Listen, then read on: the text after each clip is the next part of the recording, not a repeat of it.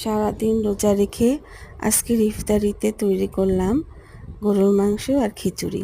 প্রতিদিনই তো ইফতারিতে আমরা আলুর চপ, পেঁয়াজু, বেগুনি এই ধরনের ইফতারি খেয়ে থাকি। তো আজকে বৃষ্টির দিন, আকাশে অনেক মেঘলা ছিল, কিছু বৃষ্টিও হয়েছে, তাই ভাবলাম আজকে খিচুড়ি আর গরুর মাংস করি। তাই এখানে আমি বসিয়ে দিলাম খিচুড়ি, আর এখানে আছে গরুর মাংস রান্না করেছি। ভালোই লাগছে, কিন্তু কি খিচুড়ি খাওয়ার পর একটু পানি খেতে ইচ্ছা করে। তো মনে হলো যে একটু পরপর কেন জানি পানি খেতে ইচ্ছা করছিল, এই এই আর কি। কিন্তু এমনিতে খুব ভালো ছিল, মজাই ছিল। আপনাদের কাছে কেমন লাগছে জানি না। আসলে রোজা রেখে রান্না করেছি, কোনটা হয়েছে কোনটা হয় নাই এই ভেবে ভেবে ভালোই রান্না করেছি।